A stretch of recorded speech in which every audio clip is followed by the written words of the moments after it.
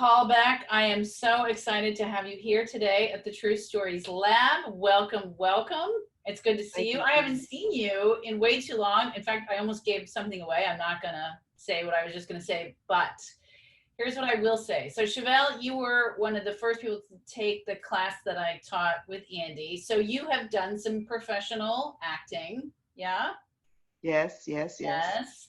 Um, well, in addition, you wear so many hats, I can't even believe it. You're from Plant City, which you call Itty Bitty Plant City, which I love that Itty name. bitty Plant City. Which you had to just be born there because your dad joined the military when you were 6. You've lived and traveled all over the world, graduating from high school in Stuttgart, where, by the way, you also traveled around with the band. And like every band nerd, you went on to become a professional boxer. That's it. That's it. That's it. And now you're considering becoming a motivational speaker, which I think would be a great career path for you. And I think when people hear your story, they may agree. So I'm going to just go ahead and pin your video, and let's just get right into your story. Okay, okay.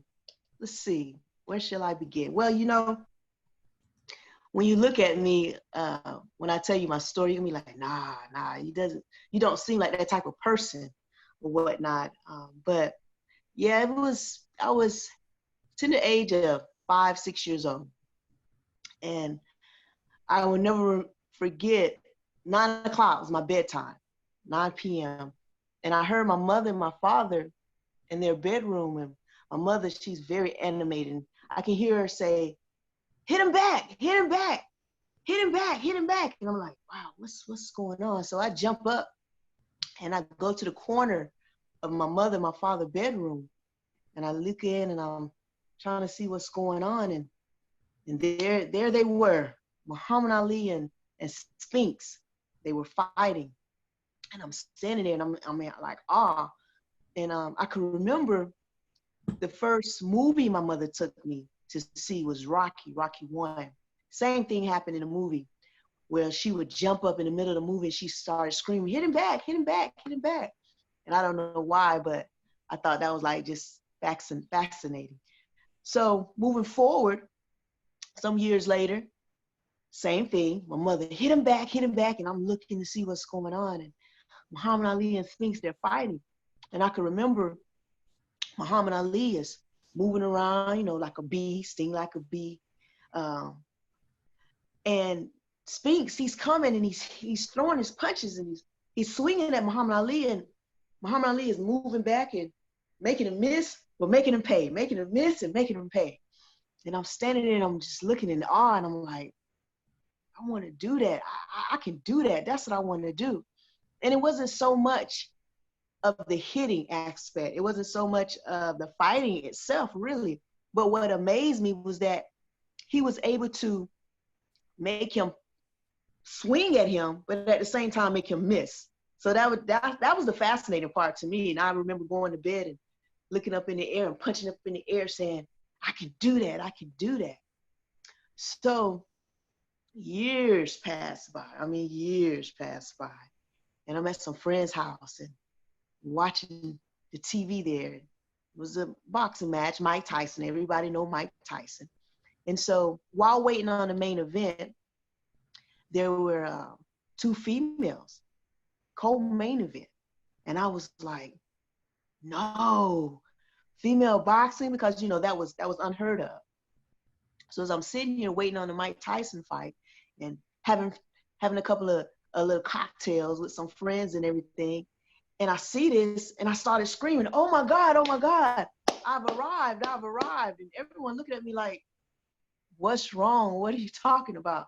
And I'm like, look, and I'm pointing at the TV, female boxing. So of course they didn't know exactly what I was talking about. I've never really shared my story or my passion or what I wanted to do, the dream that I had when I was a young girl. I never shared it with anyone. So, me screaming out of the blue, I have arrived. They're like, what is going on? They probably thought I had a little bit too much of a cocktail. So anyways, I was like, yeah, I was like, it's female boxing. I want to box. I've always wanted to box. So that was on the Saturday. So that next Monday, I looked to see, okay, boxing gyms, in the area. And so I saw this one, and I think the gym opened up at that time. I think it was like 11 o'clock in the morning. I think I was there at 10. So I waited a little bit before, after it had opened, I'm still sitting in the car like, should I not? Yeah, I'm gonna go ahead and do this. So I walked in, and as I walked in, I'm looking around the gym and I'm like, okay. And over in my right hand corner, there was someone over there hitting the speed bag, and it was going brr, brr, brr, brr, brr. I mean, they were just going brr, brr, brr, brr. I'm like, okay, yeah.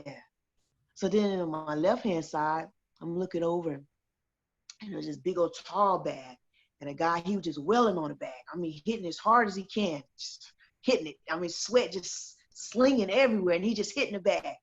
And I'm like, yeah, okay. So right in the center of the gym, of the boxing gym, there's a big old ring. And there was two guys in the ring. And they call it sparring, which is practice fighting. And they're just welling on each other. And then they're hitting on each other. Nothing like Muhammad Ali and Spinks, because both of them was getting pounded. But I'm like, I can do that. And I'm just looking around at the gym and like, okay, I'm here.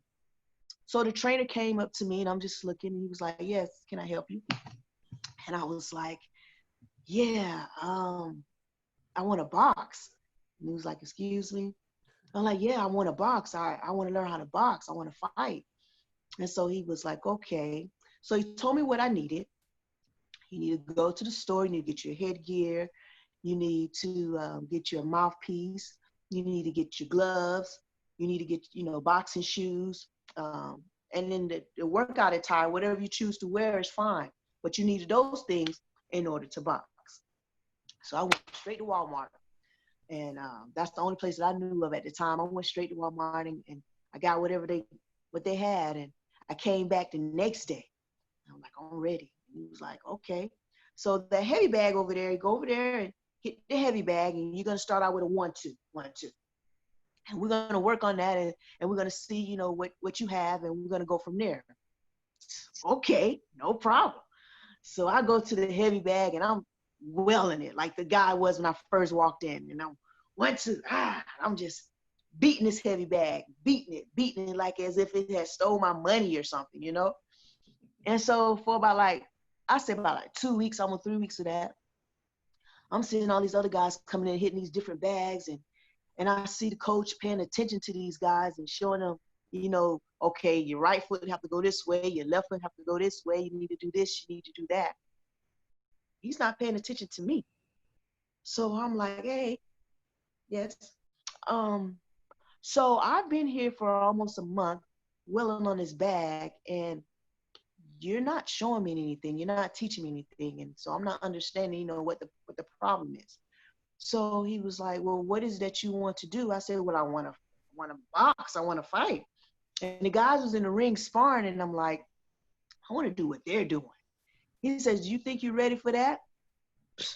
And me, knowing me, I knew how to fight, like street fight, but not knowing that boxing and street fighting is a totally different thing. So I'm like, of course I'm ready for that. Yes. So I'm like, okay. So for sparring, you need your headgear, your mouthpiece.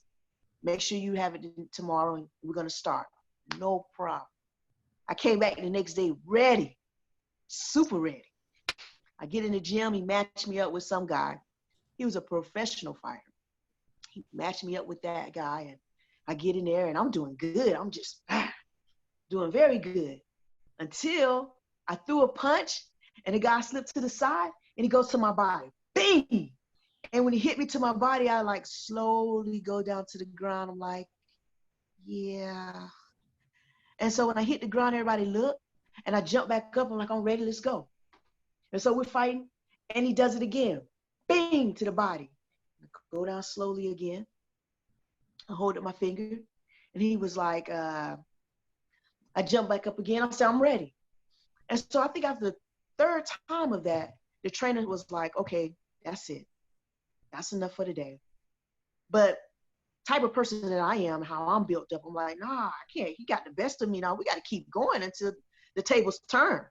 So he's like, no, that's it for today. So I'm like, okay. So I go into the bathroom and I have a lot of pride. And every time this guy would drop me, you would have little snickers here and there, you know, outside of the ring.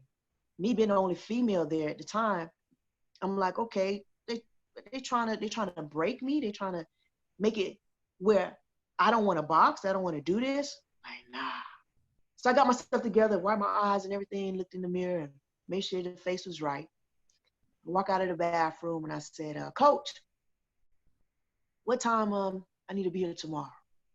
And he was like, you really want to do this? You really think you wanna box? And I was like, nah, I don't think about anything. I know I want to do this. I was meant to do this. And not only am I going to do this, I'm going to become a world champion one day. And I told him that. And it was a year and a half after me making that statement, I won my first world title. And not only that, but I became a 5-time world champion. And so, you know, it just amazing. It amazes me that as a child, you know, I see this program. I say, that's what I want to do. That's what I want to be. And then when the opportunity presented itself, I trained hard and I worked hard. And I finally got what I set out to do. And I was become a world champion. Yay! I love that story so much. And I want to break down some of the things I love about it. First of all, I want to say for people who don't know that when I met you, you were a 4-time world champion. So Yes. you were in training and you won this fight. And Yes. I'm just going to say it, like, fighting is a young person's sport. And when you've been at it, how long have you been professional boxing? 20 years? Over 20 years. Yeah. I mean, yeah, I was, when I first started training, I think I was 23, if I'm not mistaken. Then I fought my first professional fight at 24 and won my first world title. I think it was like, I was getting ready to turn 25. Yeah. I'll be 49 next month. Yeah. And I mean, so, I hate to make that a thing, kind of the same way that I hate to make like, oh, she's a women's boxer, like, you know, as if it somehow takes away from it, because even if you're young, right, it's very hard. If you're a man, it's very hard. If you have all the advantages, it's very hard. That is true. You have gone to battle with each of those things. And so I'm very impressed, but that's you as a person. And that, I mean, that is why I think you want to become a motivational speaker. I think that's why you would be a great motivational speaker. But this is what I love about your storytelling style. And correct me if I'm wrong. When you're telling the story, you see the things in your brain. Is that right? Like you're seeing it, Kim. You're seeing this happening. You're seeing yourself go down, you know? Yes. And you emotionally, like it's like you recreate the emotions of it. And then what happens is we as the audience get to benefit from that because it's contagious. And we know that, you know, you made it out of the ring okay, because here you are walking, talking, super articulate, you know, you're doing good. I mean, Mike Tyson really can't say the same thing, can he? You know? Appreciate that. But it's that, I think, is what makes a great motivational speaker, is being able to sort of dwell on, or not dwell is the wrong word, delve into personal experience and mine that for the emotional upliftment, for the inspiration. But it also works in story. So, I mean, I also think it's really interesting that part of your story is story. Part of what interested you in boxing is those movies, watching Rocky. Like that's a story. Every fight's a story. You've got a good guy and a bad, like you pick someone and you decide this is my guy. That's the good guy. And then you got the bad guy and you get a winner and a loser. Like there's that arc to the whole thing, right? I mean, what drew you to storytelling beyond boxing? I mean, boxing, you could think like I am telling a story. But you Right. also wanted to tell stories. Like what Yeah. inspired you there? Um, I think I like entertainment as a whole. All type of forms of entertainment, different types of forms of entertainment. I know how to sing. I like singing.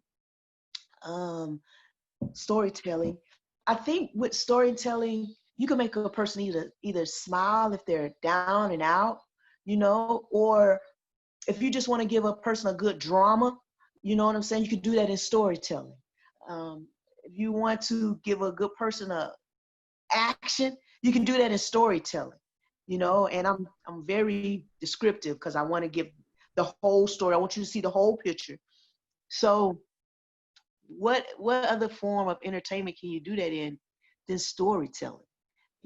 And also with my motivation, I like to give a story behind, okay, this aspect I was this way, but through this experience and what I've been through, now I think, and it has formed me into this way, and to give a person a better look, or look at the brighter side of a picture. Mm-hmm. You do that through storytelling. Okay, it could be this way, you give that story, or it can be this way, you give that story, and depending on how you look at it, you can go this way and make it this way, and you give the story. So I just love storytelling. Well, and it's a great way to get a point across because it's not straightforward. Like this is what you need to do, right? I Right. mean, who wants to hear that? Nobody. I mean, I don't. If somebody tells me you shouldn't eat ice cream, I'm gonna be like, okay, as soon as you turn around, I'm getting an ice cream cone. Do you know what I mean? I'm the exact same way. Oh my God, I am. Right. Yes. But if they Yes. say, when I cut out sugar, I was able to sleep better, my skin got better, blah, blah, blah. And I'll think, oh, maybe I should not have that. I mean, I don't know why I started talking about sugar because I feel like you're talking about bigger things with motivational speaking. Like, have you done any motivational speaking? Um, I have at different schools when they have teacher work day, or not teacher work day, American Great Teach Out or something like that.